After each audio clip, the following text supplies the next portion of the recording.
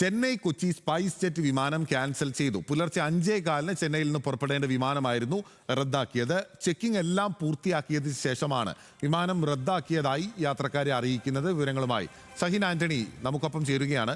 സഹിൻ, എന്തുകൊണ്ടാണ് ഈ വിമാനം ഇങ്ങനെ അപ്രഖ്യാപിതമായി റദ്ദാക്കിയത്? അതിന് പകരം മറ്റ് സംവിധാനങ്ങൾ ഒരുക്കി നൽകാൻ വിമാന കമ്പനി ബാധ്യസ്ഥരാണല്ലോ. തീർച്ചയായിട്ടും വിമാന കമ്പനി ബാധ്യസ്ഥരാണ്. പക്ഷേ വിമാന കമ്പനി ഇതുവരെ മറ്റു വിമാനമൊന്നും അവർക്ക് തരപ്പെടുത്തിയിട്ടില്ല എന്നുള്ളതാണ് മനസ്സിലാക്കാൻ കഴിയുന്നത്. ഇന്ന് പുലർച്ചെ 5:30 ഈ വിമാനം ചെന്നൈയിൽ നിന്നും കൊച്ചിക്ക് പുറപ്പെടേണ്ടിയിരുന്നത്. സ്പൈസ് ജെറ്റിൻ്റെ വിമാനമായിരുന്നു. പക്ഷേ ഇവരുടെ ചെക്കിംഗ് ഒക്കെ പൂർത്തിയാക്കിയ ശേഷം വിമാനം ഇനി യാത്ര പോകുന്നില്ല എന്ന് യാത്രക്കാരെ അറിയിക്കുകയാണ് ഉണ്ടായത്.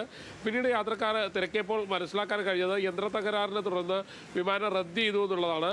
എന്നാൽ പകരം വിമാനം തരപ്പെടുത്താനോ പകരം യാത്രാ സൗകര്യം തരപ്പെടുത്താനോ അല്ലെങ്കിൽ യാത്രക്കാർക്ക് അവരെങ്ങനെ അവിടെ അവർക്ക് താമസിക്കാനുള്ള സൗകര്യം തരപ്പെടുത്താനോ കമ്പനി തയ്യാറായിട്ടില്ല. മാത്രമല്ല, ഈ പണം തിരികെ നൽകാൻ കമ്പനി തയ്യാറാണെന്ന് പറയുമ്പോഴും അതിൽ പകുതി പണമേ ആദ്യഘട്ടത്തിൽ നൽകിയുള്ളൂ എന്നുള്ളതാണ് കമ്പനി യാത്രക്കാരെ അറിയിച്ചിരിക്കുന്നത്. പിന്നെ ശരി, ഓക്കെ. സഹിൻ ആന്റണിയാണ് വിവരങ്ങളുമായി നമുക്കൊപ്പം ചേർന്നത്.